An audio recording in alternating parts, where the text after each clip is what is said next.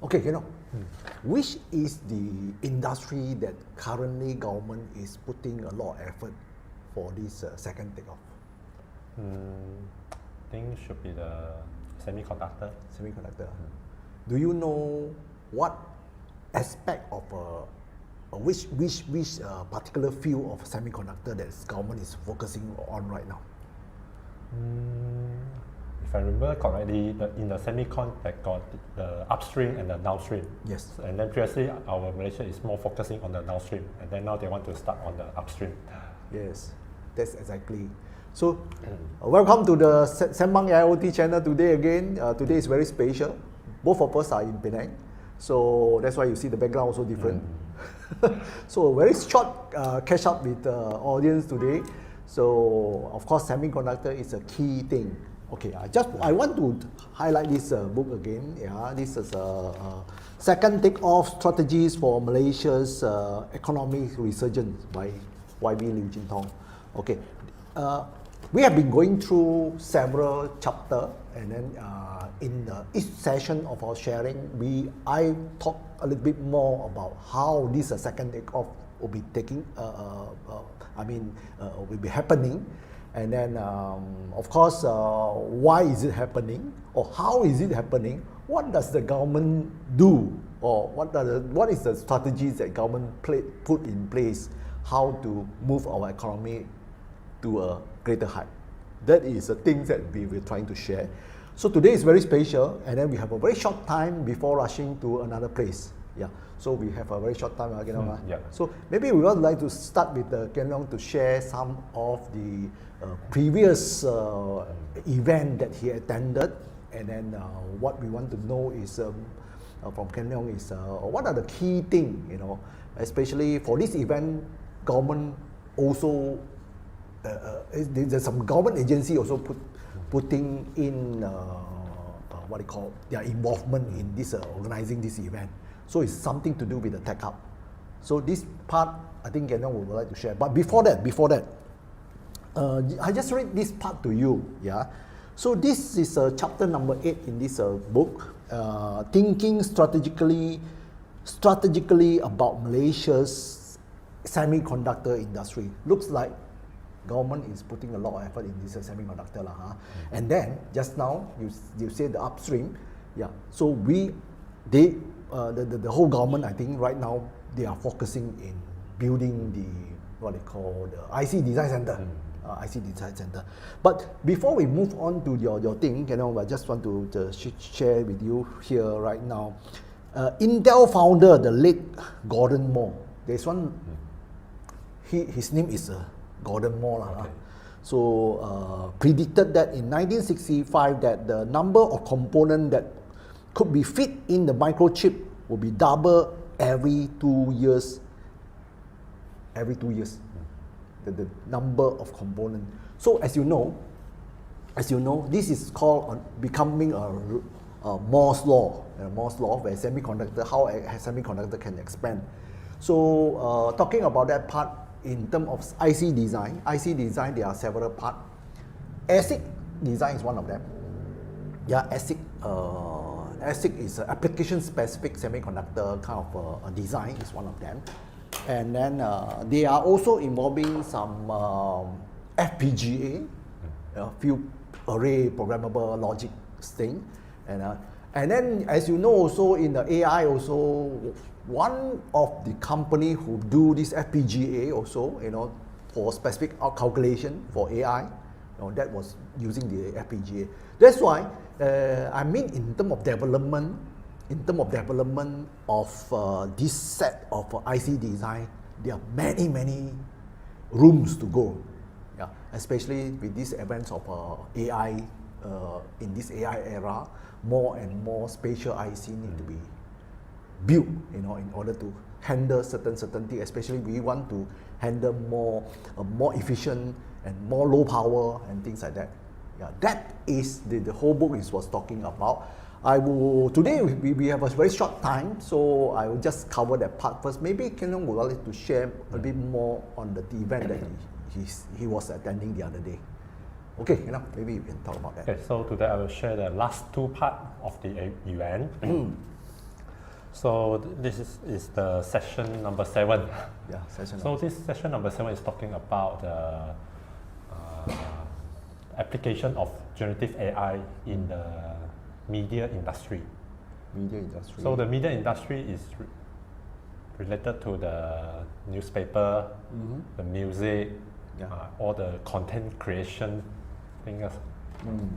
So the speaker is from India, and he's one of he's from the newspaper background. So he mentioned that in India there are more than 100 of their language. So how did the newspaper industry able to cater everyone? Okay. So if let's say you use the Tamil is one of the language. So if let's say there are other readers in another language, so how they're going to do the translation very fast in a very short time? So before the generative AI, so they need to find someone who are very talented in language, and they only can do the translation, and this will take a lot of time. So now with the Gen AI, Gen AI can help them to do the translation. And then sometimes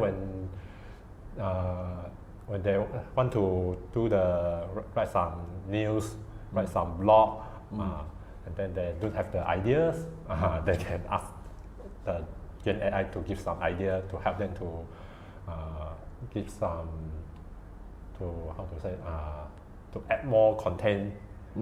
So this is how they think the AI can help them. But at the same time, they also worry about sometimes when the generative AI is being trained on some data set that is biased toward certain area. So sometimes Gen AI will generate something that is biased. So for example, maybe it's biased towards certain politics, certain parties. Then this will cause some unfair issue happen, unethical issue happen. So they need to pay attention to what the content generated by the generative AI as well. Okay. So that is more about the content creation and how does the AI play the role. Yes. So the AI is like an idea generator. So it generates some idea for the content creator to create more content. So I'm sure for this part, for this part actually is very relevant in most of the people. I mean, daily life. Sometimes you also ask ChatGPT to suggest to you, right? That is partly is coming from this area. What will be the next? So the next is that he foresee in the future. So there will be some integration between the AR, VR with the generative AI. So this one, when you have the VR or AR in the digital media, so the interaction between the human and the AI will become more, more realistic. I see. Or AR and VR. So when we put the generative AI element into the AR and VR, imagine you can interact with the AI inside in a virtual reality. I see. So this is something I think not yet ready now, but I think in the future it will be ready. I see. Okay. That is a little bit too far, I think. A bit too far. Okay. So having talked about that part, I think So maybe you can also proceed from there. Okay. So another session. So the last session. So usually the last session, people will do some forecasting, try to do some prediction what will happen in the future. So the last session is a crystal ball session. And then yes, as the speaker, actually that one is a panel discussion. So one of the panel say, I remember he say, he forgot to bring a crystal ball today to show to everyone. So actually this topic is talking about the emerging opportunity of the big data big tech, data, and the AI. So how the AI will affect the different industry, especially in the energy industry, the Fintech, and the Southeast Asian market. I see. I see. So that's why he said he didn't bring a crystal ball. So he actually cannot predict anything will happen, with this with the events of this AI. Yes. So actually, they're also not very sure what will happen in the future. So they just voice out their own personal opinion. I also think the same. Talking about this AI, because we really don't know what is going to do, because based on what I have discussed with Ken Leong about several days ago, we were talking about NVIDIA, their development of their hardware platform, and what are GPU they are working. In fact, these are already in their pipeline, and some already ready. Some of them already ready to go.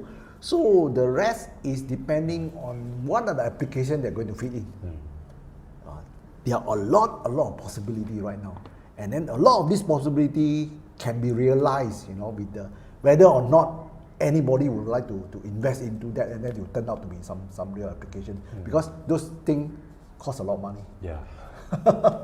Yeah. So that is another part. Okay. So one of the panel is from the energy sector.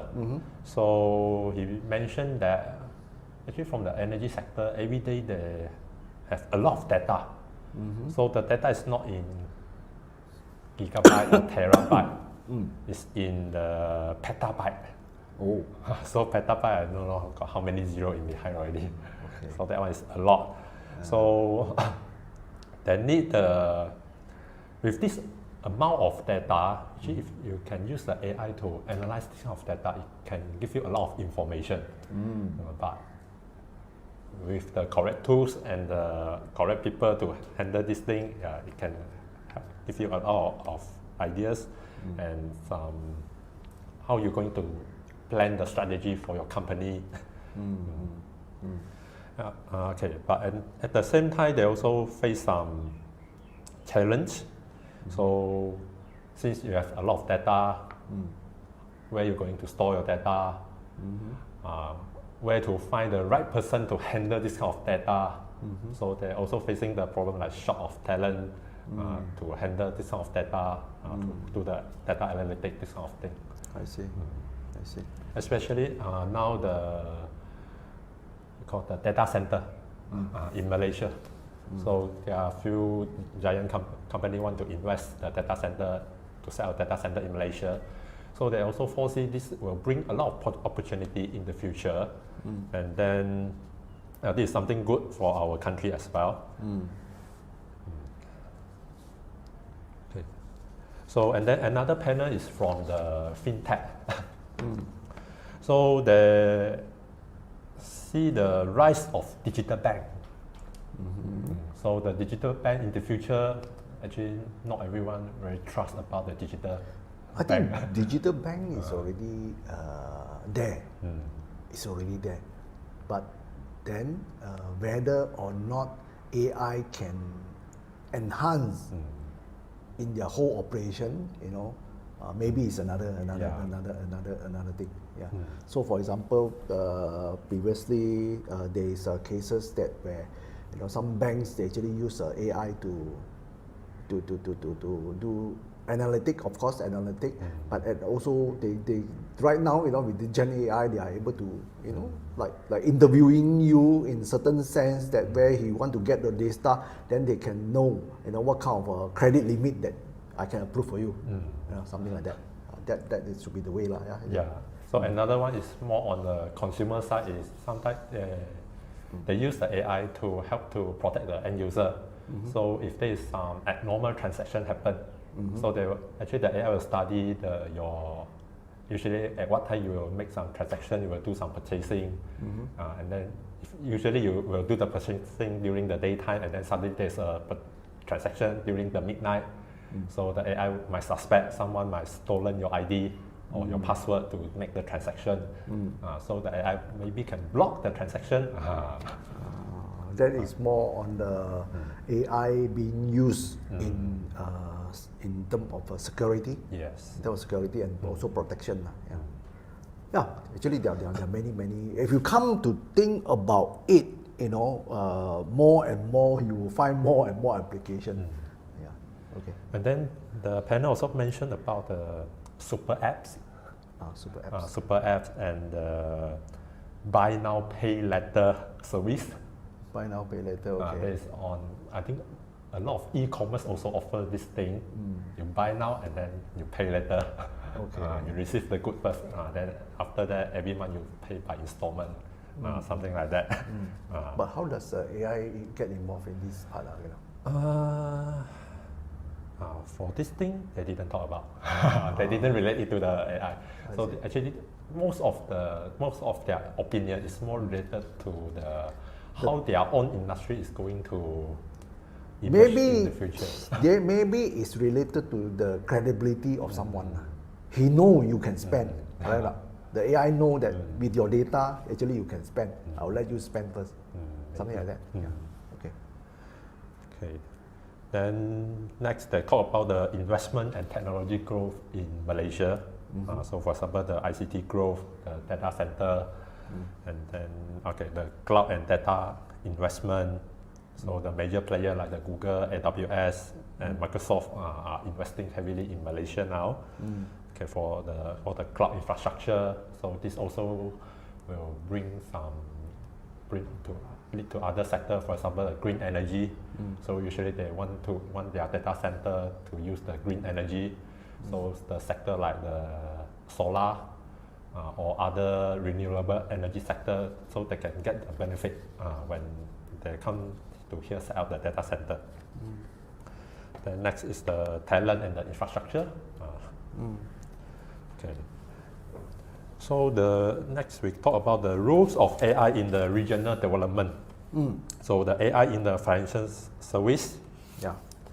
So for example, just now I mentioned the abnormal transaction, and then the credit risk assessment, and the personalized financial product. So all these things can be with the help of AI. The AI can help the banker to judge whether should I approve the loan to this person or not, and how much I should approve. So the rise of the super apps and the banking as a service platform. So it's expected to drive further innovation in the financial service across the region, particularly in the underbanked market like for example, they talk about the Philippines and the Indonesia. So they give some example like that. So, but on the other side, they also talk about the ethical issue, the ethical consideration and the responsible use of AI.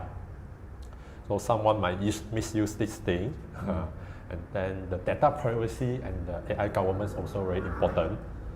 So when AI can access this kind of information, does the privacy is being protected or not?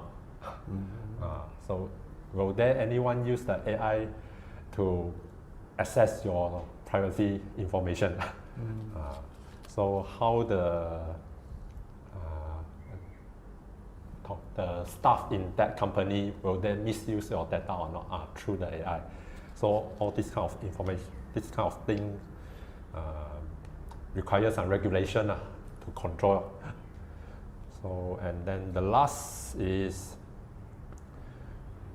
they give some pros and cons of the AI across the industry.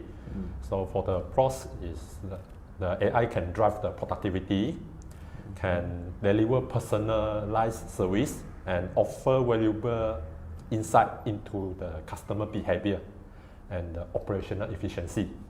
But the con side is the risk. So if the AI is being trained on a very poor quality data set, so the performance of the AI will not be good, the accuracy also not good. And then they also mentioned about the need for robust governance to avoid the unintended consequence in high-risk industry, like the energy and the finance. I see. Okay.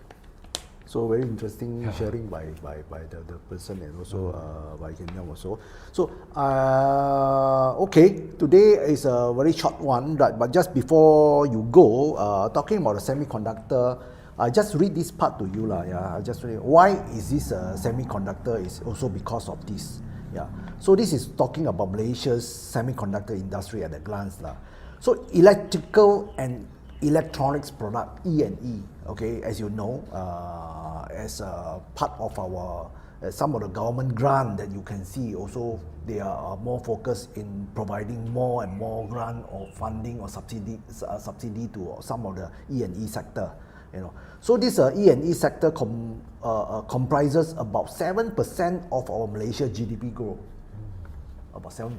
Yeah. So with the semiconductor devices and electronics integrated circuit alone making up a quarter of total export of 2/3 of E&E export. So semiconductor actually is taking up a 2/3 of the whole E&E export. It means semiconductor alone. You know lah, Intel lah, AMD lah, and all those people lah. So total about 387 billion in the export value of 2022. Yeah. So almost about 10%, you know, the E&E, and then 2/3 of them is contributed by a semiconductor. Yeah, that is, I think, why, you know, in this second takeoff, you want to do something very quick. You want to build something, you have to push something that you already have. For example, semiconductor is one of them. That's why. And then also, for that part, actually I talked to one of our friends. So he was in this industry for a very long time. He was also ex-Intel, you know. So he also mentioned that in the next 2 or 3 years, more and more European or American or Western type of company, they will be moving out from China, you know. But maybe not all, you know, but then the percentage is quite high that in 2 to 3 years time, this thing will be moving. So that means it will be somehow contributed, it will be somehow contribute to Malaysia economy take off, of course. That is one of them.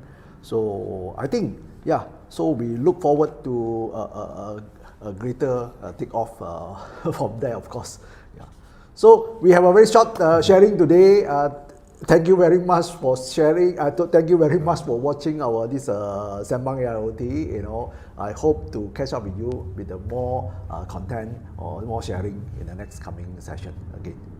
So I will see you again in the next session. Bye bye.